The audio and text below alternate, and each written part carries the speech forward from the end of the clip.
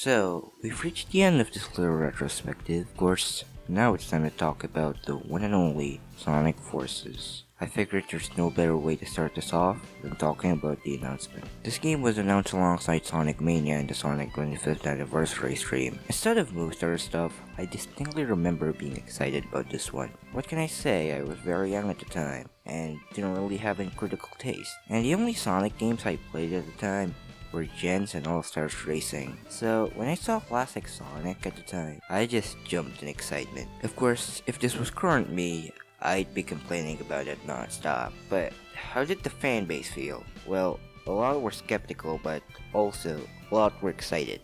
I mean, it's not like you can't be excited and skeptical at the same time. After that, more and more gameplay was shown, and a lot more people are starting to be skeptical. People are starting to question the levels being shown, and some other stuff. However, at the same time, a defense squad showed up, so let's just say there was some internet debate at the pre-release of Forces. Same thing kinda happened for Colors Ultimate and many other Sonic games, or basically anything Sonic related in recent memories. I'm not saying it's a bad thing, I enjoy civil discussions, but I think nonetheless. Although as usual with Sonic discourse, it got a bit toxic from time to time. Not only were gameplay elements shown off, but also story elements were being teased. Some interesting villains are going to reappear, and they also showed this brand new villain called Infinite. And from the pre-release stuff, I have to say, he's shaping up to be a very good villain. I mean, his design looks great, and that theme song sounds so cool.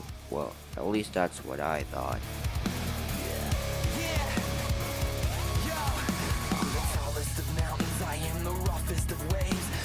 Toughest of terrors, I am the darkest of days. I'm the last one that's standing, don't try to stand in my way, cause I've been up against better, just take a look at my face. However, with the villains being shown off, even Child Me was starting to have some questions. Why's Chaos here?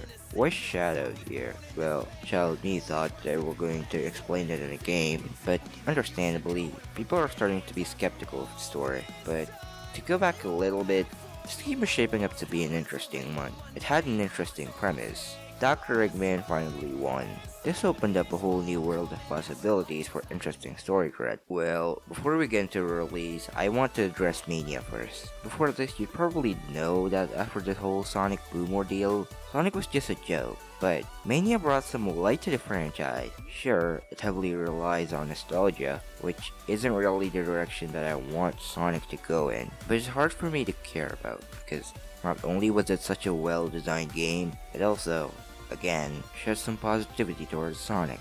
However, following up on that hype was not an easy task.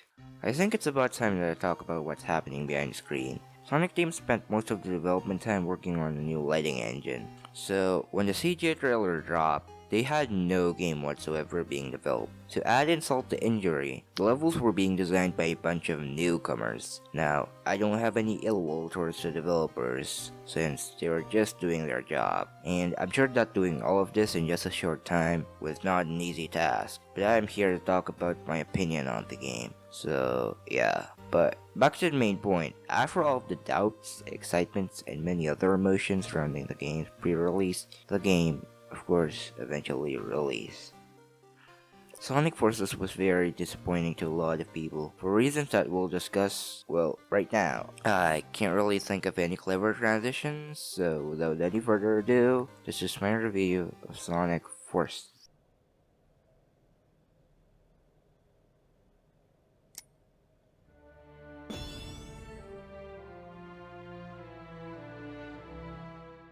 Let's start with the story, shall we? So, the story begins when Shadow is investigating Eggman, and then the leader of the Jackal Squad tries to face off against Shadow, and promptly gets his butt kicked. Shadow calls him pathetic, and now he decides to be a supervillain to prove himself powerful. Pathetic? Me? He's calling me weak? No, I am not weak. I'm not weak. I am not weak!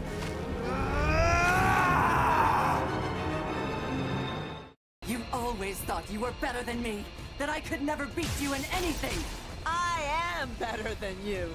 Totally not a cliche or unoriginal backstory or anything. Yep, such an engaging backstory. Anyways, in the present day, Sonic tries to save a bunch of people from these pathetic Eggman robots, which for some reason Tails can't take on when he has faced a bunch of more dangerous stuff in the past. So, Sonic promptly gets beaten up and is assumed dead. As I'm writing this, I realized that this was a pretty heavy setup for the story. However, I just cannot take it seriously because the execution is just laughable. Not in a good way, as I'll explain why soon. But for now, let's just continue to recap. 6 months passed, and the story is just treating it as if every single one of Sonic's friends are useless. So they hired a rookie, and they tasked her with the mission to get a shuttle to save Sonic from outer space. Oh, yeah, apparently it said that Sonic is alive, like, right after the cutscene that it's said that Sonic is dead. Why did they even bother including this plot point at all if they're just gonna solve it like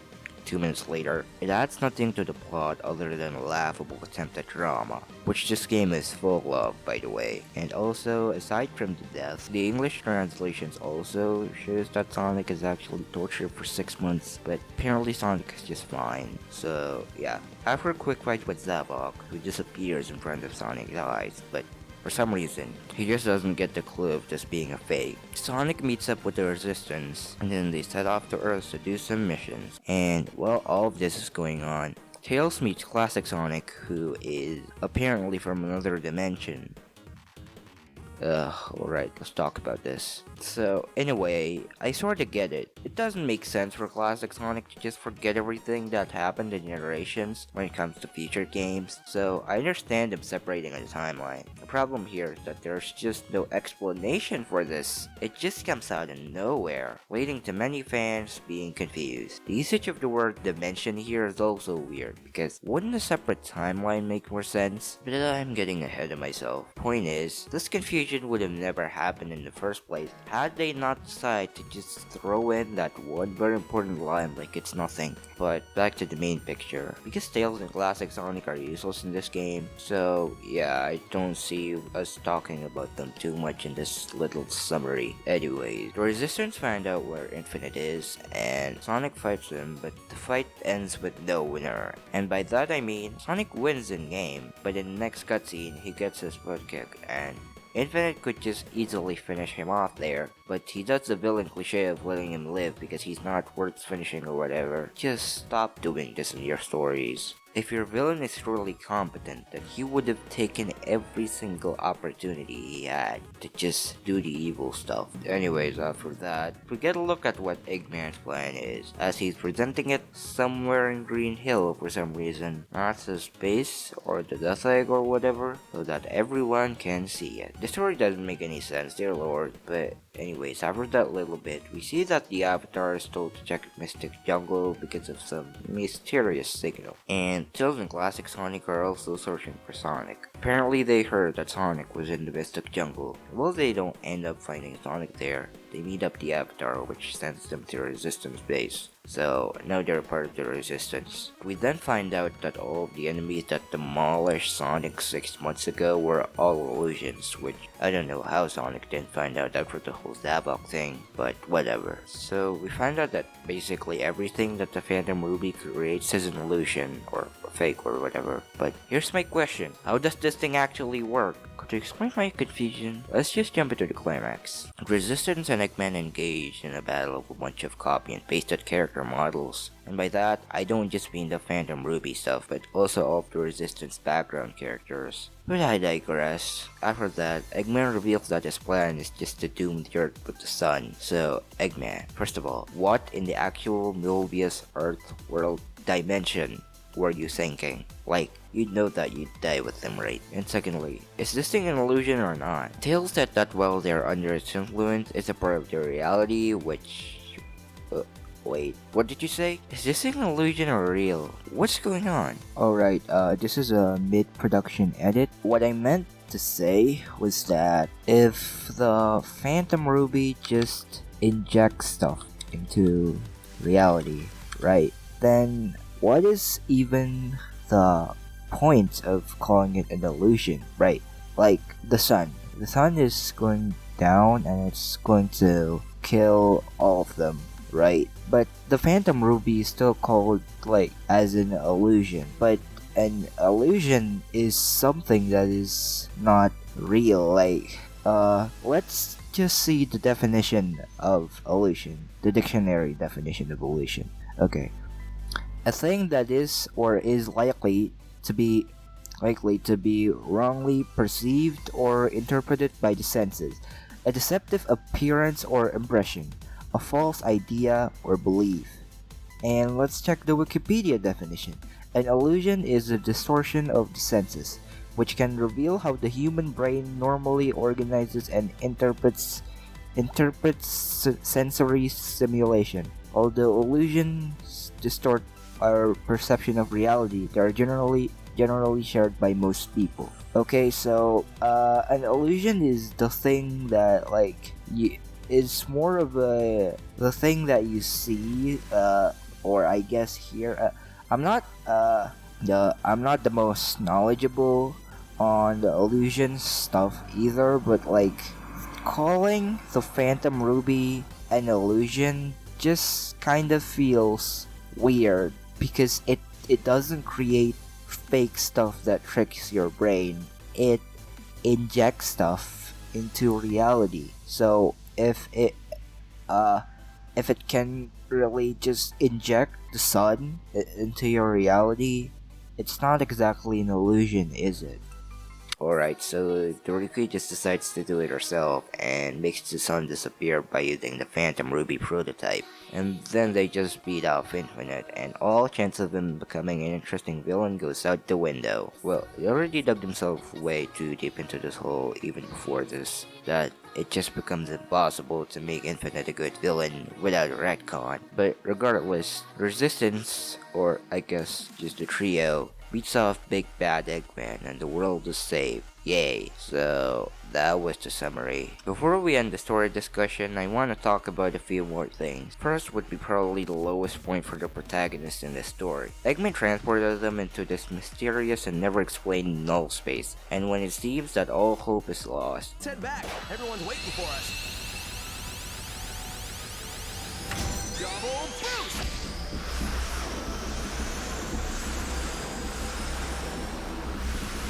We got this. Keep it up, partner. Nothing can contain the two of us at max power. Not even null space. What's up, everyone? I missed this place. What happened, Sonic? You two just up and disappeared. Nothing happened. Literally. Now let's track down Eggman. alright, what was that? They just went out of their lowest point of the story like it was nothing. That's just such blatantly bad writing. I don't feel like I need to explain it much. You can't just have your character literally just solve everything by running. That's not how stories work. I admit I'm kind of repeating myself here, but the thing with these modern Sonic stories is that they all have recurring themes between games, like the bad jokes or cutscene animation, but they each have unique reasons why their story sucks in each of the games themselves. Colors basically treats their audience like their babies. Generations basically has no plot. Lost World constantly shifts between serious and comedic moments, but it never really finds a balance of both, and it ultimately fails at both. And with Forces, it tries to have this very high stake with 4 and all that, but it doesn't really treat any of the issues with the weight that they deserve. It just comes off with a failed attempt at a serious story that is filled with dumb and out-of-place jokes. Secondly, let's talk about the quote-unquote character development of the Avatar. I said quote-unquote because really, there isn't any character development to her character, it's just an illusion of that. Here's what I mean. At the beginning of the game, she's just a rookie and is tasked to do simple missions. As the game goes along, the Avatar goes on to do some harder and harder missions. Sounds good enough so far. Then the Avatar is shown to be able to approach Infinite. Years of training are just useless throughout this whole game. And then as the game goes along, the Avatar just succeeds at everything she does and can't fail. So she basically becomes, and I don't really like using this term that much, a Mary Sue. Which, yeah, see why I don't think that this is character development now? There are a lot of videos that explain the problem with this type of character writing. that covers it in more depth than I'd like to in this video at least. I mean, the story stuff has gone on for way too long. We need to move on at some point. So, I just realized that I forgot to talk about a very important point in the story. A very important problem with the story. I included this in the original draft of the script, but while I was changing some stuff about it and trimming the fat, I accidentally cut out this very important part. But basically what I'm trying to say is, why are the Chaos Emerald not in the story? They're in the game, you just have to download them for $5. Wait, no, they're free. I think they were supposed to be paid DLC, but after some protests, they were turned into a free DLC. But anyway, returning to the story, it just doesn't make any sense considering that. Imagine if they just, okay, we're gonna go full on supersonic modes. Let's bring in Shadow, Super Shadow.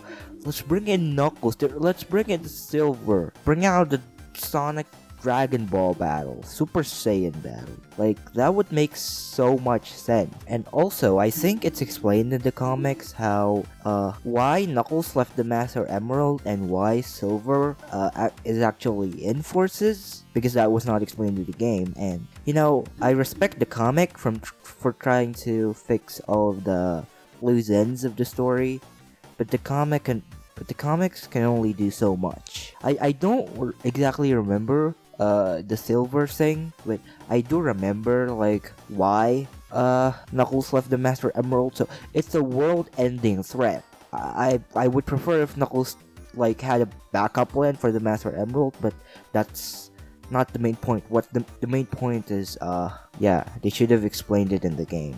Oh, and also apparently Eggman actually managed to get the Master Emerald, but he decides not to use it. So Eggman was like, I already have the Phantom Ruby, I don't need this, which doesn't make any sense considering that even if you have the Phantom Ruby, I believe that a guy with 300 IQ would understand that something like that would definitely help him a lot in his evil scheme, even if the Phantom Ruby is more powerful somehow. It's still kinda dumb to not take the Master Emerald. But yeah, back to the video. After that story summary and discussion, which was way longer than I expected it to be, let's talk about the presentation. This should be an easy one. The game runs at a smooth 60 FPS on PC, PS4, and Xbox One X. From what I know, the original Xbox One and One S does suffer from screen tearing, and also runs at a lower resolution, but it's fine enough. And the Switch version, well, it's understandable that it runs at a lower resolution and frame rate, even docked. And it also has downward textures. I mean, this is a game that was released in 2017, so it's fine, I guess. Unlike a certain version of a remaster that exists, the environments themselves, well, I'm a bit mixed. Some of them look great, while others don't really look like something that can't be performed on 7th-gen hardware. And the character models look okay, I guess. I mean, technically they're the best looking, I suppose. Sonic in this game is the highest quality out of all the Sonic models with 27,000 plus tries. But at the same time, he just looks weird, probably because of the color and the fact that he doesn't have idle animation. So yeah, I think the visuals in Sonic Forces don't look terrible, but I can't really say that it does the 8th generation hardware justice. Alright, maybe the graphics aren't the best, but the soundtrack must be great, right? Well, to be honest, I think the soundtrack is hit or miss, and there's a lot more misses than I could think of than the hits. The modern Sonic stages features bland and forgettable stage tracks.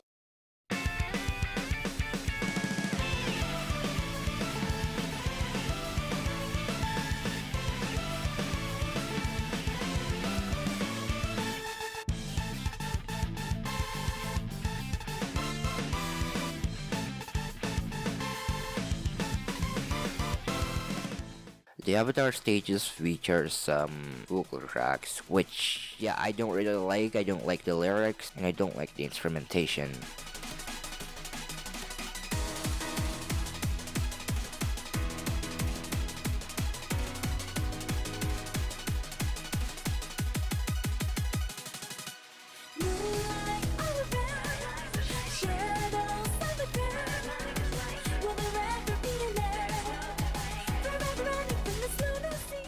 And the classic Sonic stages, well, they all have this terrible chiptune sound, so yeah.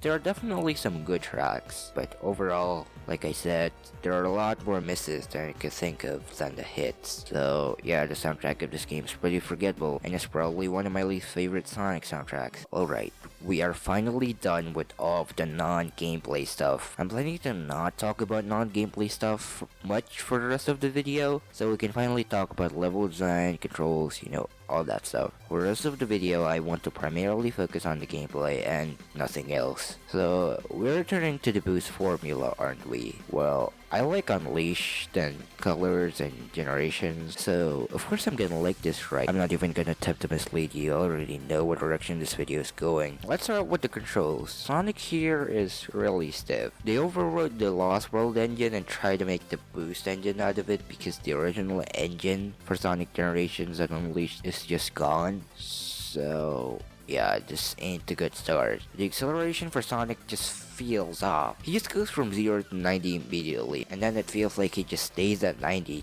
instead of reaching 100 for a while. Even Unleashed, slippery and clunky controls feel better than this. Turning in this game is a complete nightmare. It feels like you can only move in a direction. Now, that doesn't automatically make it bad. The problem is that it is, again, so stiff it hurts. And the jump just feels off. It's hard to painstakingly point what makes it feel off without reciting all of the previous points. I mean, the double jump kinda helps mitigate this, but I digress. Alright, so the controls are not that good, but I can still tolerate this game if the level design is fun. Unfortunately, of course, and you also just coming, I don't like the level design of this game. However, since the level design problem is similar to all of the playstyles, I figured we should talk about the controls of the other characters first. Let's start with the rookie. Well, she's just modern Sonic without the boost and double jump, or just without the boost if you play as a bird, and now with weapons, I guess. Introducing the Wispins. These are guns based on the Wisps. I guess the burst one is a decent flamethrower weapon, and the burst jump ability is neat, I guess. The lightning one is neat. It has this giant whip thing, which can wipe out a lot of enemies at once. And you also get a Lightspeed Dash. Oh yeah, the Lightspeed Dash is a Wisp only ability here. The Void Wispin is good, letting you suck in a large amount of enemies at once. It's pretty cool, and the rest of the Wispins are not good. The Hover Wispin fires this pathetic wave, the Cube Wispin is the slowest thing in this game, sound familiar? And finally, the Drill Wispin is good for speedrunning, but man is it janky. So yeah, that covers Rookie. Let's move on to Classic Sonic. Oh boy, after Gens and Mania, you'd think that they'd learn how to make Classic Sonic control better. I don't know, maybe take some notes from the Mania team, but yet, here we are. I think a lot of you already know what the problem is, but for those of you who don't, just look at the beginning of Chemical Plant. According to Rouge, there should be a database somewhere. We have to locate the building it's in. There's a lot of ground to cover, so just finding it will be a chore. What was that? Yes, I know that in the classics, you gain more momentum while rolling, rather than just running. But you can also get momentum while running in the classics. And also, the speed is not that great while rolling, and the jump also has the same problem as the others. Alright, now it's time for something that a lot of you have been waiting for. Now, it's hard to talk about the level design of this game without reciting all of the usual points. It's too short, it's boring, it's too bland, all that stuff. So I'm gonna try my best to explain why I feel that way, without reciting the usual points too much. But excuse me if I say something you've heard a million times before. To start examining the problem with Forces' level design, let's pick an example. For the next minute or so, I'll be talking about Mordor Canyon. So this level has multiple pathways, some platforming challenges, and cool backgrounds. So far so good. What is the problem then? Well, let's start with the multiple pathways. Yes, there are indeed multiple pathways in this stage. However, they all just feel like the same thing. Like, I guess there are some bonus rings if you go here, or you'll go to the run rails if you go there. But it all just feels like you're doing nothing and just traversing through the straight line. It all feels the same, it all feels bland. You just breathe through the stage, and before you know it, you're done. Let's check another stage, I suppose. How about Sunset Height? The stage is spent just walking on a straight line with barely anything on it. No alternate paths, no unique set pieces, nothing. It's just 1 minute of straight line. Nothing more, nothing less. And you wanna know something else about this level that is upsetting? The fact that this is almost exactly the same level as Park Avenue, which you play like 10 minutes before this, because of course they just had to pad out this planned 50-minute game. Speaking of Park Avenue, how are the Avatar stages? Well, they're not much better, if any better at all. There aren't really any Avatar specific problems here, as the Avatar is basically just Modern Sonic without the boost. For example, Spaceport is literally just a straight line with enemies on them, and also QTEs that are way longer than they have any right to be. And you'd think that I have a lot to say about Classic Sonic's levels, considering that he's often considered the worst, but no. Yes, the controls are garbage. However, in terms of level design, the issue really is just the same as others. Ghost Town is not the straight line, I guess. It's 3 straight line that barely have anything interesting on them. Casino Forest is just a boring level with nothing fun in it, plus some janky pinball mechanics that don't work. Oh, and also the episode shadow levels are basically just Modern Sonic levels in terms of blandness, and are so forgettable that I almost forgot to even include them in the script. So yeah. Alright, to be a little bit more optimistic, I guess, let's talk about the levels I actually like. Well, shame there's only 2 of them, but alright, let's talk about those. First off, Egg Fleet. I kinda like this one. It's not the easiest to explain why, so I'll just say this. Multiple pathways, variety, fun. Even the QTE section doesn't last that long, and is actually a fun set piece. Secondly, there's Network Terminal, the best level in this game. I really like this one. This stage has a lot of alternate pathways, and they mostly give some different experience. The platforming is fun, and it's really fun replaying this stage, going through a completely different route. I guess I don't have much to say anymore on why I like a Boost Sonic level, since it has already been laid out on the Colors and Generations review. And on that note, this game just feels like the worst levels from Colors, now stretched to a full game. Alright, I believe that's all I can say about the levels, so moving on to the bosses, I don't really have much to say on them. They're pretty easy, really, that's it. In all seriousness, let's discuss them. First off, we have Zabok, and man is he boring. He's the worst type of boss, where the challenge isn't really the attack, but rather the fact that you have to wait an eternity to be able to attack it. Now, bosses that take time for it to be able to show its weak points are alright, as long as the wait time is still filled with engaging gameplay. The problem is that there's just nothing to this boss, as you just wait until Zabok drops while he spams these pathetic enemies that possess no threat whatsoever. Alright, next up is Infinite, and he's fine. At first, you must dodge his attack while running on these 2 things. I guess Sonic Lost World did have a lasting impact on the series, even in terms of gameplay. Well, yes, you need to wait to attack it. Again, it's filled with engaging gameplay, so I'm fine with it. After all, if you can just smash attacks with nothing engaging in between, the boss would probably be boring. Now, the best type of bosses, in my opinion, are the ones that you must make an effort yourself to expose the weak points. But I'm fine with these type of bosses. And next up is Zek Dragoon. But before that, we get a throwback to the Ball and Chain boss from Sonic 1. There isn't much to say about it, but just figured that I'd mention it anyways. I've always found it interesting that every single time Sonic fights the Werehog, it's always a different form of Sonic. At first you fight it as the Werehog, then Modern Sonic, and now Classic Sonic. But anyway, back to the boss. It's not really that interesting, as you just wait for it to throw rock, you deflect it back at it, and rinse and repeat until the boss is over. Next up is yet another Infinite fight, and this one's not so fun, as you just run around this 2D plane over and over again until you can attack Infinite. You could argue that you still need to avoid attacks, but it's just too easy. I guess this is the exact same design philosophy as the first Infinite fight, which I praise, but the problem is, just that I feel like the previous fight made it more engaging for me to avoid stuff than in this one. But after that, it's Metal Sonic, and he's a really simplistic boss. Just run up to him, homing attack, and occasionally dodge or use the Whispin. And that's it. It's fine, I guess. Nothing great about it, but nothing terrible either. Get this though, the very next boss, another infinite fight, is just a copy and paste of this boss. Well, it's actually the other way around. They made the infinite boss and realized that, shoot, we don't have a Metal Sonic boss. So they just cut a part of Park Avenue and just put a reskin for the infinite boss there. Still doesn't stop them from completely forgetting about Chaos though. So is there really nothing more to talk about? Alright, let's just end this already. The final boss of this game is actually pretty good. Well, at least the second phase of it. The first phase is just the Egg Dragoon fight again and this cheap avatar phase, but anyway, the second phase is actually pretty decent. Why is that, you may ask? Well, it's because it's literally just the Sonic Colors boss fight again, which makes this the second time they're used as boss, but other than that, this fight also has a great track, so that's something.